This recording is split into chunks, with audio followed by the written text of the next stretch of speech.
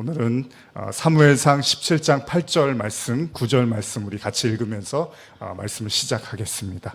시작. 그가 서서 이스라엘 군대를 향하여 외쳐 이르되 너희가 어찌하여 나와서 전열을 벌였느냐? 나는 블레셋 사람이 아니며 너희는 사울의 신복이 아니냐? 너희는 한 사람을 택하여 내게로 내려보내라. 그가 나와 싸워서 나를 죽이면 우리가 너의 종이 되겠고, 만일 내가 이겨 그를 죽이면 너희가 우리의 종이 되어 우리를 섬길 것이니라. 여러분, 사울 왕에 대한 이야기 아시죠? 사울 왕이 하나님의 말씀에 불순종을 하고 하나님으로부터 버림을 받습니다. 이때 사울 왕이 악신에 시달리기 시작합니다. 그런데 이스라엘에는 항상 이스라엘을 호시탐탐 공격하고자 했던 세력이 있었는데, 그게 누구냐면 블레셋이었죠. 블레셋 군대는 항상 이스라엘을 호시탐탐 노리고 서로가 이렇게 전쟁을 벌이고 있었는데, 사울 왕이 하나님으로부터 버림을 받고 악신에 시달리자 그의 건강이 악화가 됩니다. 이때 그의 통치력이 아무래도 약화가 됐을 거라고 판단을 하고 블레셋 군대가 전열을 정비해서 다시금 유다에 속한 소고라는 곳에 진을 치게 됩니다.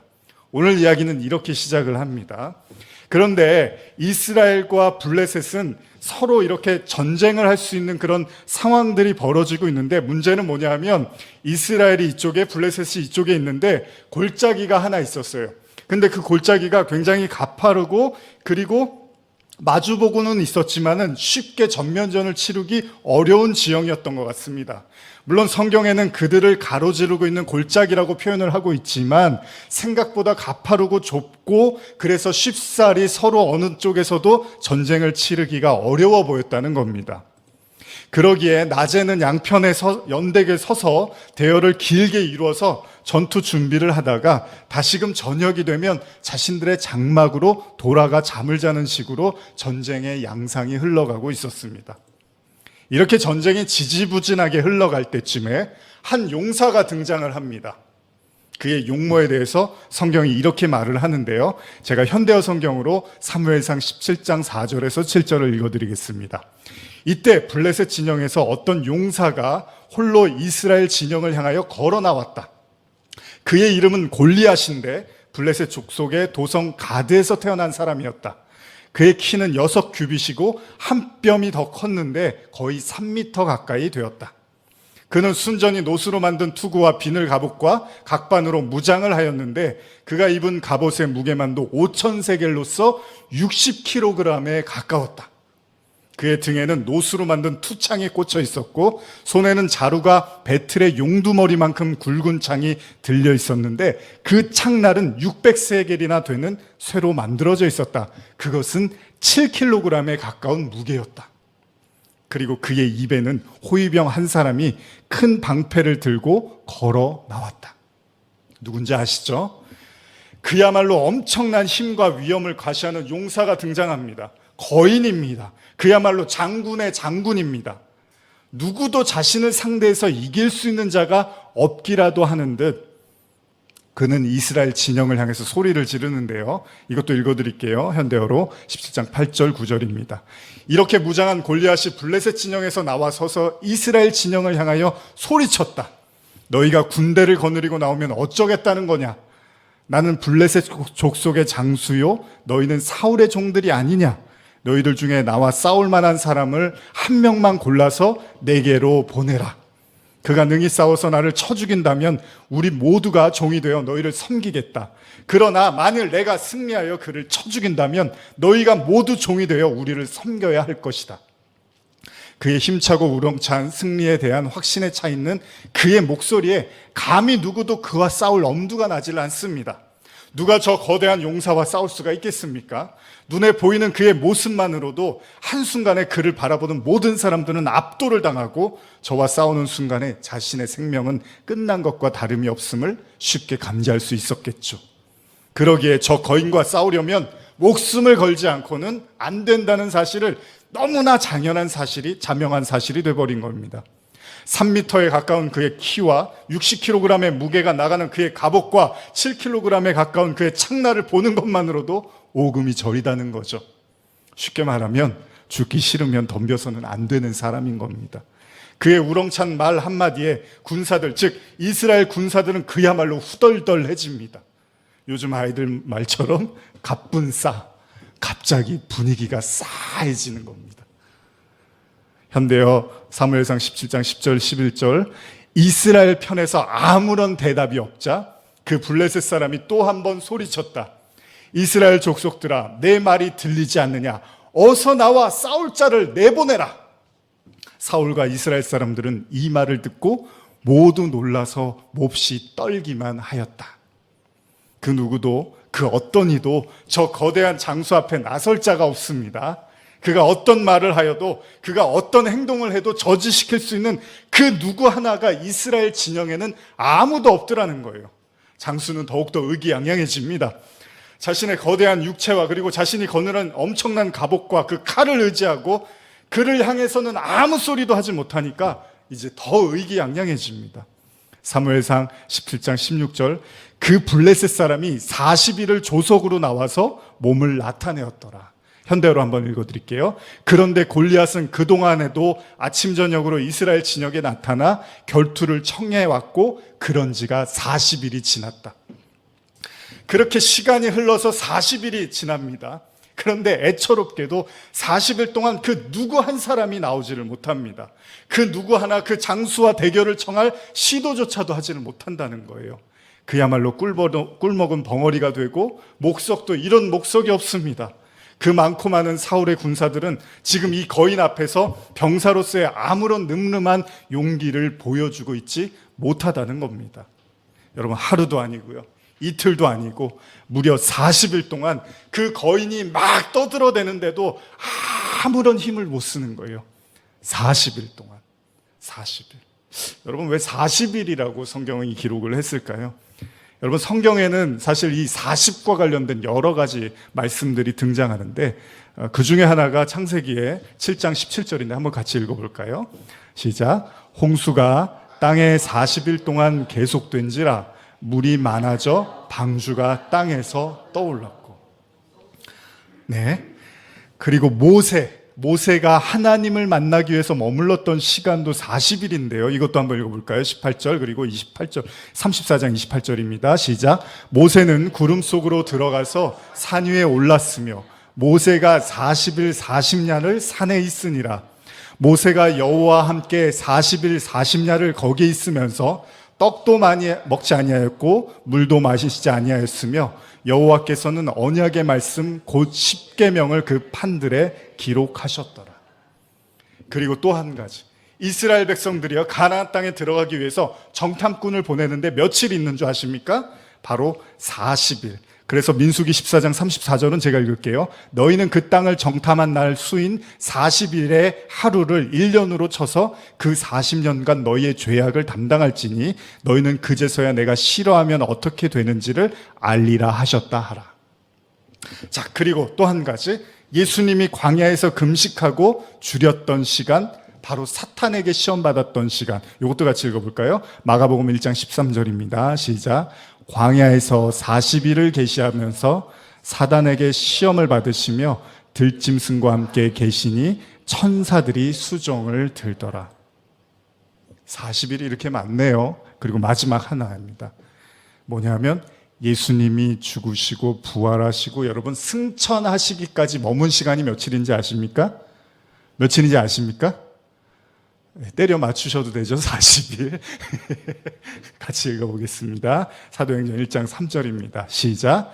그가 고난받으신 후에 또한 그들에게 확실한 많은 증거로 친히 살아계심을 나타내사 40일 동안 그들에게 보이시며 하나님의 나라를 말씀하시니라. 40일이 되게 많네요. 그리고 굉장히 의미 있는 날짜들이 40일이 많네요. 우리는 보통 복삼자로 해서 3을 좋아하는데 성경 40일이라는 숫자가 많이 있죠. 40일은 어떤 의미일까요? 왜 하필 성경은 이렇게 중요한 순간들마다 40일이라는 날짜를 쓰고 있을까요? 40일. 지금 이스라엘의 군사들은 40일 동안 거인의 말 앞에서 꼼짝을 못하고 있습니다. 그야말로 군사가 아니라 그냥 다 두려움의 집합소가 되어버린 겁니다. 손에 칼도 들었고 갑옷도 입고 있지만 그들의 정체성은 군사가 아니라 그냥 평범한 시민이 돼버린 거죠. 거인의 모습을 보고 있자니 싸울 의지도 없고 그저 도망치고 싶은 마음만 듭니다. 행여나 누가 나를 불러서 저 거인과 맞서서 싸우라고 할까봐 겁이 날 뿐이죠. 그 많고 많은 군사들 중에 누구 하나 싸울 수 있는 사람이 없다는 거예요. 그리고 그들에게 흐르고 있었던 40일의 시간. 물론 여러 명이 붙어서 거인을 무너뜨리는 거라면 이렇게까지 주저하지는 않습니다. 중요한 건 1대1로 붙어야 된다는 거예요. 골리앗이 한번 나와봐, 내가 다 이겨줄게가 아니라 한 사람만 나오라는 거예요. 나와 1대1로 싸우자는 겁니다. 그 얘기는 뭐냐면 누구의 도움이 없이 객관적인 전력으로 그 골리앗과 맞붙어야 된다는 거예요. 혼자서. 그렇기 때문에 사람들 생각에는 어떤 생각이 있습니까? 이 싸움은 100% 지는 싸움인 거예요. 그 누구도 나서지 못하는 이유는 완전히 이거는 지는 싸움이라는 확신이 너무나 분명한 거죠. 근데 여러분 가만히 생각해 보면 신앙이라는 게 어쩌면 그런 게 아닐까요? 100%의 패배가 확실시되는 그 가운데서 나서는 무모함. 여러분 군중 심리라는 거 잘 아시죠? 인터넷 사전을 보면 이런 뜻인데요. 개인이 어떤 선택을 할 때 다른 사람들이 많이 선택한 것을 따라하는 현상이다. 군중 심리는 집단 내에서 주변의 영향을 받아 발생한다. 합리적 이유 없이 유행하는 상품을 구매하는 것처럼 다른 사람들이 선택한 것을 큰 고민 없이 선택하는 행위가 군중 심리에 해당한다. 타인의 선택을 따라한다고 하여 모범 심리라고도 한다. 상황에 따라 군중 심리는 매우 강력하게 작용할 수 있으며 평소 개인의 생각과 전혀 다른 선택을 하거나 눈에 보이는 명백한 사실을 부정하게 만들기도 한다. 여러분 한 가지 분명한 건 뭐냐면 그 거대한 장수 앞에서 이스라엘 군사들의 개개인의 면모가 그들의 실체가 다 이렇게 까발려지더라는 거예요. 중요한 사실은 신앙은 군중 심리는 아닙니다. 블레셋 장수라는 한 사람이 그냥 섰을 뿐인데 이스라엘의 모든 군사들이 겁쟁이라는 사실이 탄로가 나버렸어요. 그들이 여호와에 대한 신앙도 그들이 가진 신념도 그들의 용기도 그 어느 것 하나 골리앗 앞에서 힘을 쓰지를 못하더라는 거예요. 여러분 신앙은 군중으로 평가되는 게 아니라는 겁니다. 신앙은요 다수에 의해서 평가되는 게 아니라는 겁니다. 신앙은 누구와 같이 있느냐로 평가되지도 않는다는 겁니다. 신앙은 하나님과 나 여기서 평가가 됩니다. 그렇기 때문에 저와 여러분들은 모두 다 골리앗이라는 그 거대한 거인을 지나칠 수는 없습니다.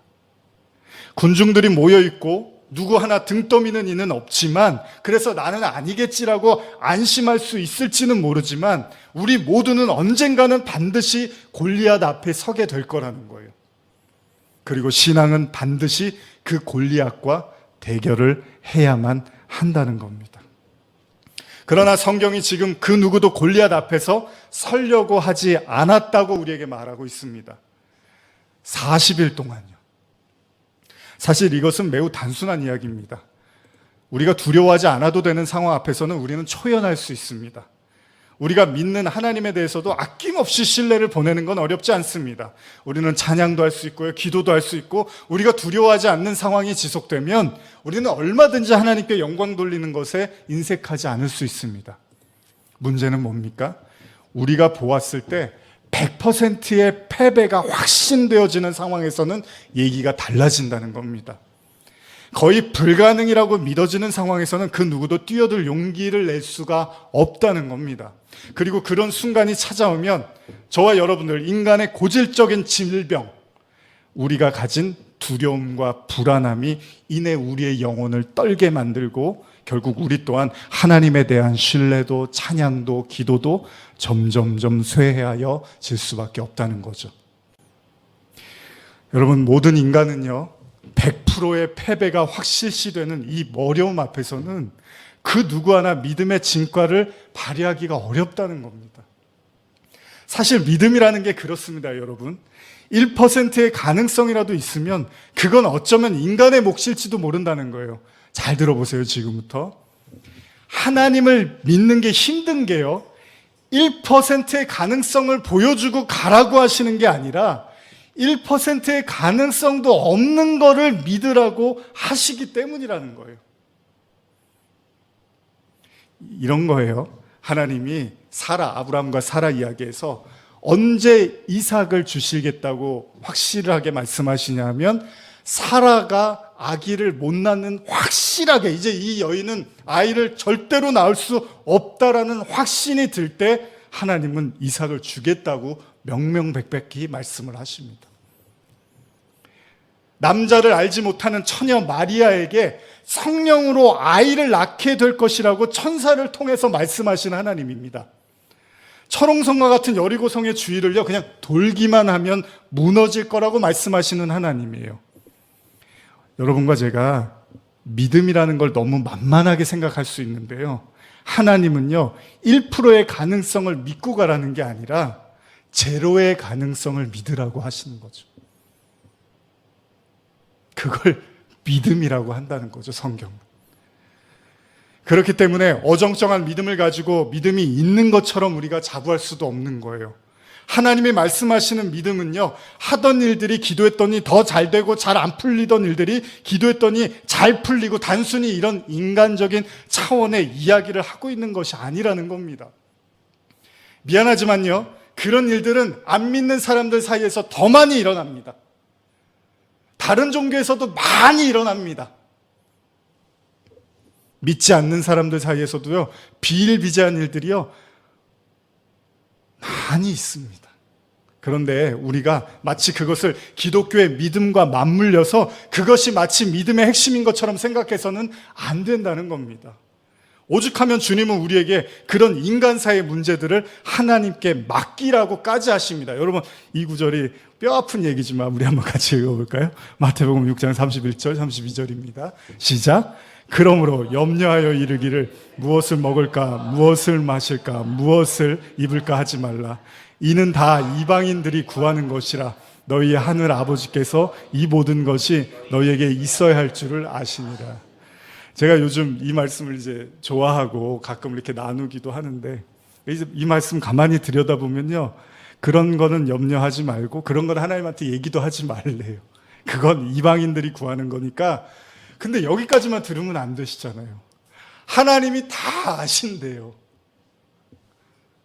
그런 문제들을 구하지 말고 기도하지 말라, 여기서 하나님이 끝이는 게 아니라 그건 굳이 구하지도 마, 내가 더 잘 알아, 이렇게 말씀을 하시는 거예요. 어쩌면 주님이 우리에게 요구하시는 믿음은 다른 차원의 것들이라는 겁니다. 그럼에도 연약한 인간은 늘 골리앗이 버티고 있습니다. 인간 앞에는 늘 우리의 배를 위협하는 풍랑이 넘실거리고 있습니다. 공통점은 뭡니까? 우리의 힘으로는 안 되는 일들이라는 거예요. 그래, 골리앗처럼 3m의 키는 잘할 수 없지만 골리앗이 입은 갑옷은 살 수 있지 않은가? 골리앗이 찬 칼은 어디 거지? 저 정도 칼이면 한번 붙어볼 만하지 않을까? 그래, 풍랑이 오면 풍랑을 버티는 안전한 배를 사야지. 어떤 풍랑에도 끄떡없는 배, 얼마 정도 될까? 이 풍랑을 이겨내려면. 때로는 설교의 메시지가 이렇게 끝나는 경우도 있습니다. 열심히 기도하고 신앙생활에서 남부럽지 않은 갑옷을 장만하세요. 그 누구도 깔보지 못하는 칼을 준비하세요. 혼자 타지 말고 이왕이면 많은 사람들을 태울 수 있는 크고 멋진 배를 구입하세요. 물이 절대 들어오지 않는 최신식 배를 장만하세요. 믿음으로 구하세요. 믿음이 없으니까 안 주시는 겁니다. 더 기도하세요. 주실 때까지 남부럽지 않게 보여주자고요. 하나님이 살아계시다는 걸. 언제까지 그렇게 초라한 모습으로, 나약한 모습으로 신앙생활 하실 겁니까? 안 믿는 사람들도 저렇게 훌륭하게 사는데 우리는 더 멋지게 살아야죠. 믿으세요. 주님의 말씀을 잘못 이해하면, 우리 앞에 골리앗을 서게 하신 하나님의 뜻을 잘 이해하지를 못하면, 왜 예수님이 타신 배에 풍랑이 일었는지의 뜻을 알지 못한 채 자신의 두려움이 신앙의 인도자가 되어버리면, 그 두려움이 이끄는 대로 자신을 개발해서 자신의 힘과 능력으로 골리앗과 풍랑을 이기려 들려고 한다는 겁니다. 거기에 시간을, 모든 신앙을 다 쏟는 사람들이 많습니다. 좋은 갑옷, 좋은 칼, 좋은 배를 사기 위해서 신앙생활하는 사람들이 많다는 거예요. 그리고 그런 메시지들을 많이 우리는 듣는다는 겁니다. 그러다 보면 어느 날 우리는 이런 말씀을 듣게 될 겁니다. 누가복음 12장 16절에서 21절 제가 읽어드릴게요. 또 비유로 그들에게 말하여 이르되 한 부자가 그 밭에 소출이 풍성하며 심중에 생각하여 이르되 내가 곡식을 쌓아둘 곳이 없으니 어찌할꼬 하고 또 이르되 내가 이렇게 하리라. 내 곡간을 헐고 더 크게 짓고 내 모든 곡식과 물건을 거기에 쌓아두리라. 또 내가 내 영혼에게 이르되 영혼아 여러 해 쓸 물건이 많이 쌓아두었으니 평안히 쉬고 먹고 마시고 즐거워하자 하리라 하되 하나님은 이르시되, 같이 읽을까요? 20절 시작. 하나님은 이르시되 어리석은 자여 오늘 밤에 내 영혼을 도로 찾으리니 그러면 내가 준비한 것이 누구의 것이 되겠느냐 하셨으니 자기를 위하여 재물을 쌓아두고 하나님께 대하여 부여하지 못한 자가 이와 같으리라. 하나님은 우리 앞에 이기지도 못하는 거대한 골리앗과 거대한 풍랑을 통해서 무엇을 말씀하고 싶으신 걸까요? 도대체 저와 여러분들의 신앙의 목적이 무엇일까요? 아니, 우리는 왜 하나님을 믿는 걸까요? 우리의 신앙의 최종 목적지는 어딜까요?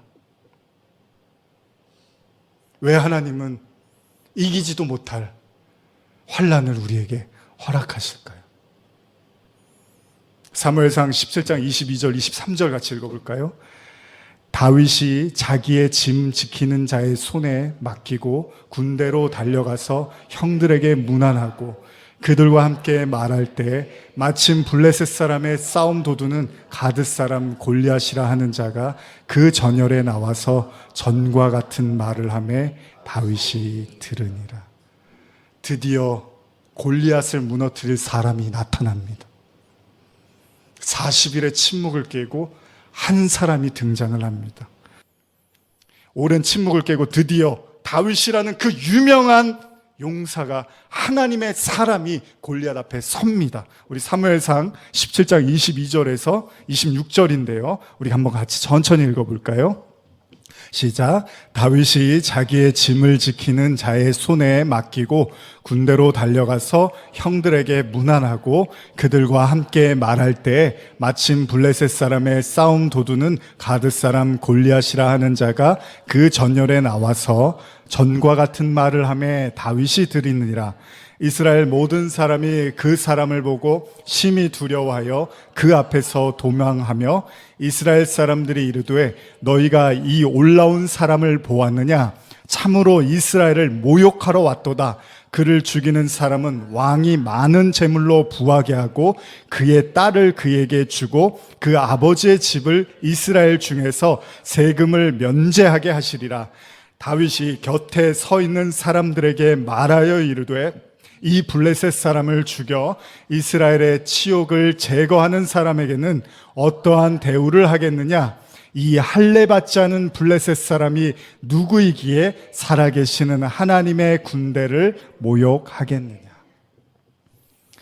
갑작스럽게 다윗이 등장을 합니다. 원래 다윗은 전쟁 중에 있었던 군인은 아니었습니다. 그는 전쟁에 있는 형들을 위해서 아버지가 도시락을 심부름을 시켰거든요.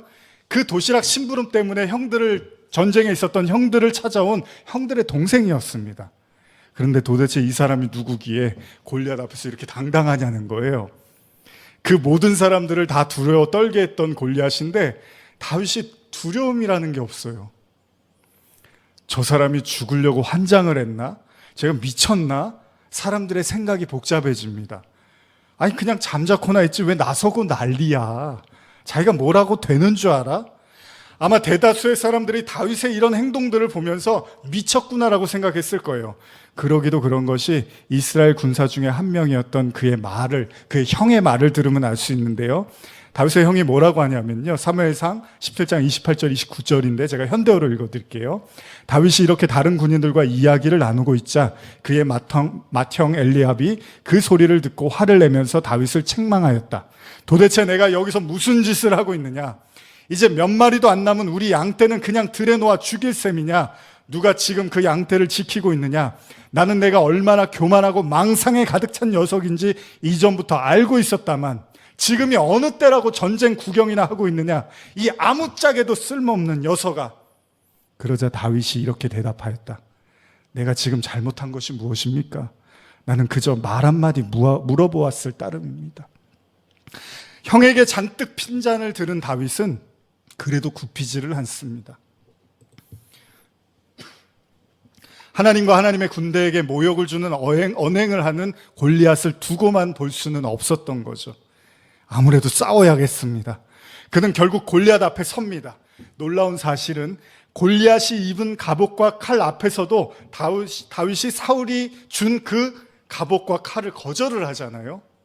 최고의 갑옷이고 최고의 칼인데 다윗은 그걸 거절을 하고 받지를 않습니다. 이해가 가지 않는 대목입니다. 더군다나 그의 선택은 날카로운 칼 대신에 시냇가에서 준 돌멩이 5이 다였습니다. 그런 다윗의 모습을 보고 있자니 기가 막힌 거예요. 저 사람이 왜 저러는 거야? 어처구니가 없고 유치한 장난처럼 보이는 행동을 다윗이 하면서 이렇게 말을 하는데요. 43절 제가 현대어로 읽어드릴게요. 그래서 골리앗은 다윗을 깔보며 호통을 쳤다. 내가 막대기를 가지고 어떻게 할 작정이냐? 혹시 나를 개로 여겼느냐? 그리고 골리앗은 자기의 신들을 부르면서 다윗에게 온갖 저주를 퍼부었다. 골리앗의 말이었습니다. 근데 다윗이 한마디도 지지를 않습니다. 그는 작심을 한 듯 아주 단호하고 분명하게 골리앗을 향해서 말합니다. 45절에서 47절인데요. 같이 읽어볼까요? 시작. 다윗이 블레셋 사람에게 이르되 너는 칼과 창과 단창으로 내게 나아오거니와 나는 만군의 여호와의 이름 곧 내가 모독하는 이스라엘 군대의 하나님의 이름으로 내게 나아가노라. 오늘 여호와께서 너를 내 손에 넘기시리니 내가 너를 쳐서 내 목을 베고 블레셋 군대의 시체를 오늘 공중의 새와 땅의 들짐승들에게 주어 온 땅으로 이스라엘의 하나님이 계신 줄 알게 하겠고 또 여호와의 구원하심이 칼과 창에 있지 아니함을 이 무리에게 알게 하리라. 전쟁은 여호와께 속한 것인즉 그가 너희를 우리 손에 넘기리라. 만일 여기서 다윗이 없었으면 어땠을까요? 생각만 해도 아찔합니다. 골리앗이 죽을 때까지 이스라엘 군사들을 조롱했을 거고요. 골리앗은 하나님이 누군지도 모르고 끝까지 자기의 육체를 신뢰하면서 이스라엘의 하나님을 아스팔트 위에 붙은 껌보다도 못한 존재로 여겼을 것입니다. 나를 이길 자가 누구냐?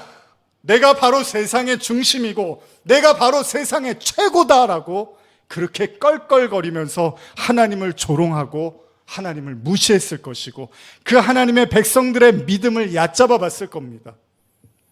그 골리앗은 다윗이 던진 돌멩이 하나에 직사합니다. 느부갓네살 왕의 꿈을 해석하던 다니엘의 말처럼 그가 꿈꾸던 세상 왕국이 뜨인 돌 하나에 박살이 나듯이 그 무너지지 않을 것 같았던 골리앗이 하나님의 사람이 던진 돌 하나에 직사를 해버리더라는 거예요. 완전히 박살이 나고 맙니다. 사무엘상 17장 49절에서 51절 제가 읽어드릴게요. 손을 주머니에 넣어 돌을 가지고 물매로 던져 블레셋 사람의 이마를 치매 돌이 그의 이마에 박히니 땅에 엎드려지더라. 다윗이 이같이 물매와 돌로 블레셋 사람을 이기고 그를 쳐 죽였으나 자기 손에는 칼이 없었더라. 다윗이 달려가서 블레셋 사람을 밟고 그의 칼을 칼집에서 빼내어 그 칼로 그를 죽이고 그의 머리를 베니 블레셋 사람들이 자기 용사의 죽음을 보고 도망하는지라. 다윗이 돌멩이 하나로 전쟁을 끝내버립니다. 골리앗 입장에서 보면 그 대단한 자기라는 우상이요, 그냥 하나님의 사람이 던진 돌 하나에 그냥 무너지더라는 거예요. 전세는 역전됐고 블레셋 군인은 도망가기 시작합니다. 드디어 이스라엘 군대의 명예가 회복이 됩니다. 여러분, 이 모든 걸 가능하게 했던 건 뭘까요? 이 설교는 많이 들어보셨잖아요.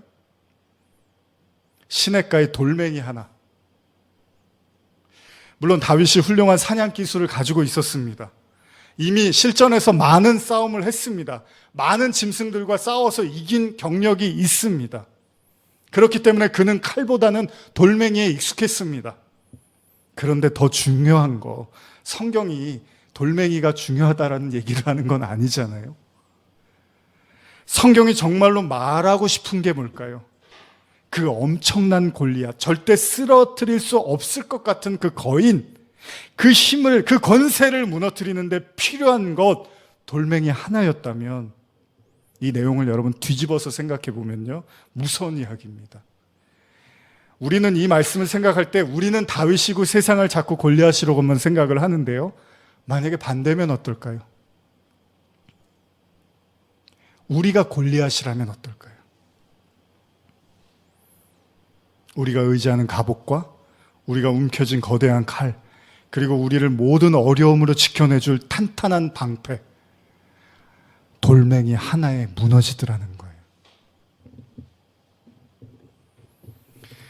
성경에서 돌멩이는 누구를 상징하는 거죠? 다니엘서에서도 뜨인 돌로 설명됐던 그 돌멩이 하나가 세상을 박살내더라는 거예요. 그 돌멩이가 누구죠? 산돌, 바로 예수님이잖아요. 그러면 성경이 지금 다윗이 돌을 참 잘 던집니다가 교훈은 아닐 거 아니에요. 그럼 다윗보다 돌 잘 던지는 사람이 없어서 지금 40일 동안 이스라엘 군사들이 두려웠던 건 아니잖아요.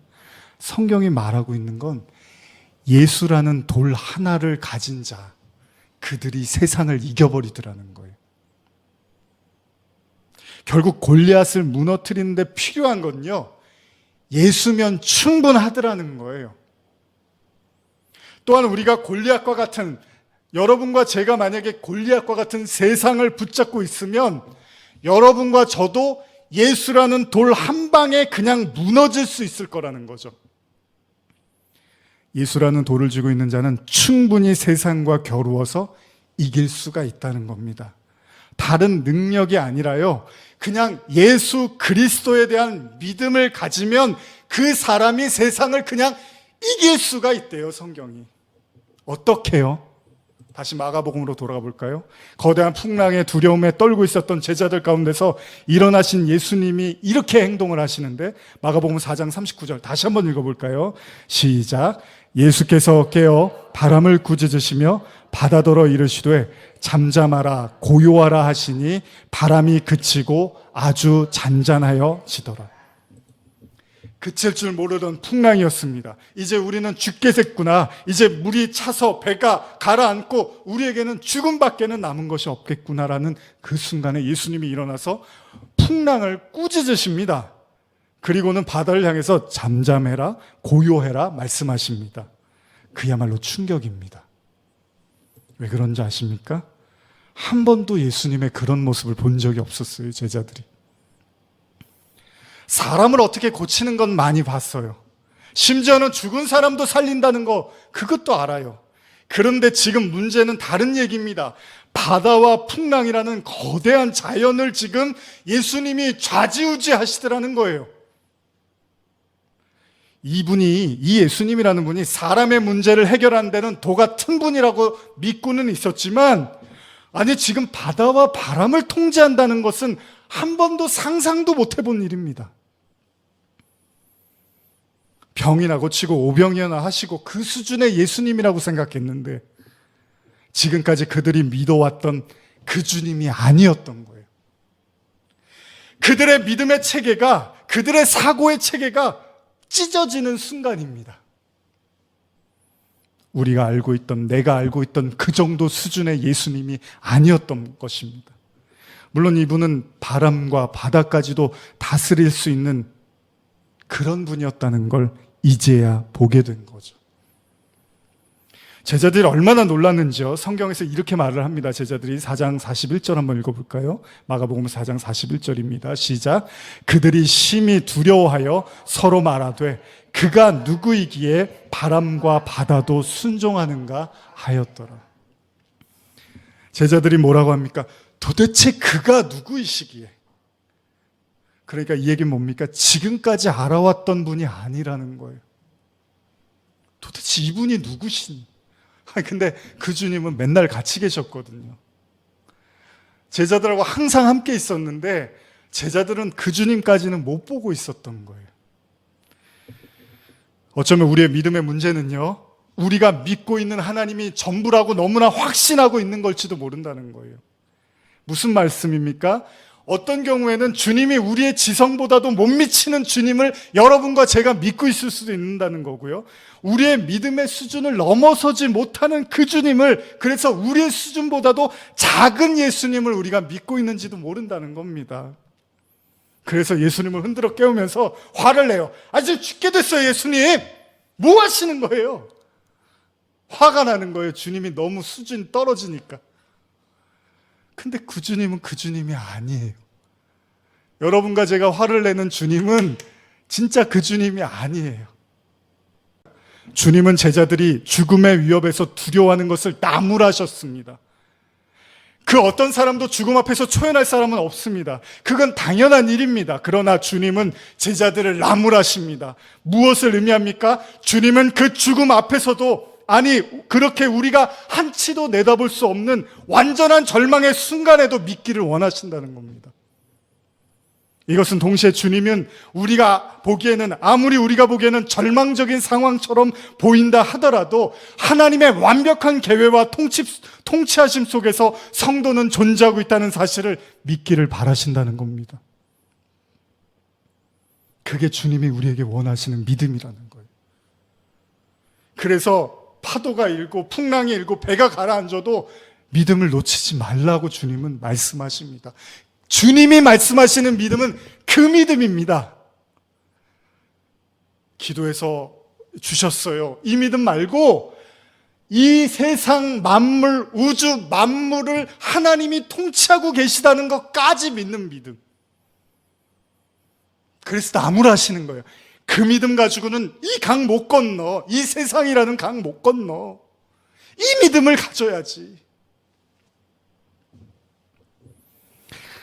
그러기에 배에 탄 예수와 함께 탄 자들은 두렵고 힘들어도 이 견고한 믿음이라는 완성을 위해서 여러분과 제 주변에 끝없이 골리앗이라는 거대한 세상이 시기하고 질투하고 끝없이 사망으로 내몰고 가더라도, 그리고 여러분을 집어삼킬 만한 거대한 풍랑을 일어 만들어서 우리를 바다에 빠뜨려 죽도록 삼키려고 발악을 써도 주님은 이기게 하시겠다는 거예요. 왜? 믿음을 완성시키기 위해서. 그렇기 때문에 배에 탄 예수와 함께 탄 자들은 그 모진 시련과 환난 속에서도 결국 예수 때문에 또 일어나고, 예수 때문에 또 살아나고, 예수 때문에 또 승리할 수 있는 계속된 기회와 은혜를 베푸시겠다는 겁니다. 그리고 우리는 배우는 거죠. 이 모진 세상 풍파를 잠재울 수 있는 분은 여러분과 제 주머니에 만지작거리고 있는 이 예수라는 산돌밖에는 없는구나. 다른 것으로는 이길 수가 없구나. 이 예수라는 믿음밖에는 우리에게 승리를 보장해 줄 수 있는 그 어떤 것이 이 세상에는 존재하지 않는구나.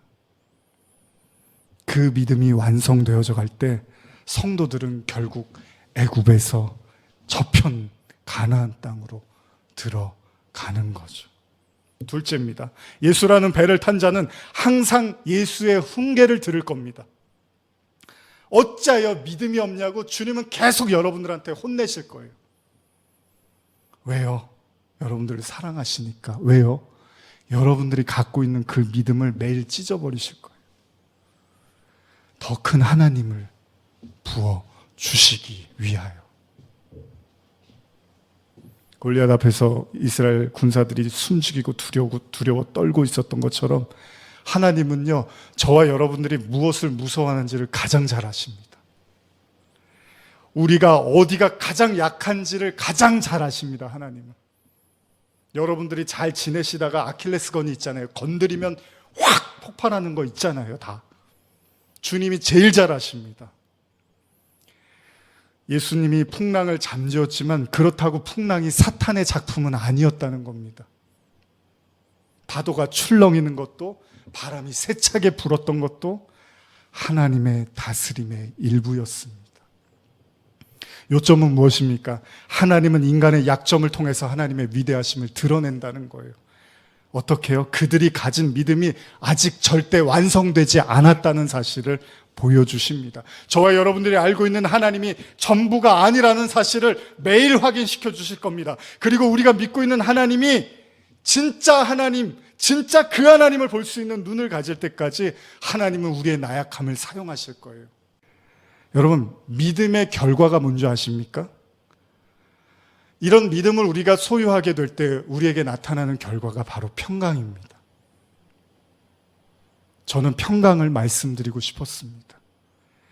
우리가 진짜 하나님이 전지전능하시고 창조주이심을 믿을 수 있다면, 예수가 그리스도이시고 하나님의 아들이시라는 사실을 믿을 수 있다면, 그리고 그분이 이 세상에 어떤 것도 하나님의 통치를 거스릴 수 없다라는 사실을 우리가 믿고 받아들일 수 있다면, 그제서야 우리는 안심을 할 수 있겠죠. 누가복음 7장 50절 한번 같이 읽어볼까요? 시작. 예수께서 여자에게 이르시되 내 믿음이 너를 구원하셨으니 평안히 가라 하시니. 믿음이 있어야 평안도 오는 겁니다. 골리앗 앞에서도, 배를 뒤집을 만한 풍랑 앞에서도 그렇습니다. 우리는 믿음이 필요합니다. 이 세상을 다 이기고도 남을 믿음이 필요합니다. 근데 분명한 건 그건 주님이 주시는 겁니다. 그러나 여기까지만 이해해서는 안 됩니다. 이토록 힘겨운 세상살이를 하면서 우리에게 그 어려운 믿음을 가르치시는 진짜 이유는 바로 평강이라는 사실을 잊지 마십시오. 민수기 6장 24절에서 26절 한 번 더 확인해 볼까요? 진짜 하나님이 인간에게 주시고 싶어 하는 것. 시작. 여호와는 내게 복을 주시고 너를 지키시기를 원하며 여호와는 그의 얼굴을 내게 비추사 은혜 베푸시기를 원하며 여호와는 그 얼굴을 내게로 향하여 드사 평강 주시기를 원하노라 할지니라 하라. 이것 때문에 천국 가시고 싶으신 거잖아요. 이 평안을 소유하려고. 예수님이 이 땅에서 그 모든 거사, 십자가와 죽음과 부활의 거사를 맞추시고 그래서 하신 말씀이 평강이 있을지어다 였습니다. 내가 다 이겼어. 이제 나를 따르는 자들은 다 이길 수밖에 없는 싸움을 할 거야. 그러니 평강이 있을지어다. 샬롬. 그냥 다 맡기실 수 있으면 그냥 다 맡기십시오. 예수님이 일어나서 다 해결해 주실 것입니다. 천국을 사는 자들의 삶. 마지막으로 우리 로마서 14장 17절, 우리 교회 이름 구절인데 왜 제가 이 구절로 이름을 만들었는지를 다시 한번 오늘 본문을 다 생각하시면서 읽어보시면서 마치겠습니다. 시작. 하나님의 나라는 먹는 것과 마시는 것이 아니요 오직 성령 안에 있는 의와 평강과 희락이라. 의는 믿음입니다. 믿음으로 의롭게 되는 거니까. 그러면 평강과 기쁨이 여러분들에게 넘쳐날 줄 믿습니다. 기도하시겠습니다.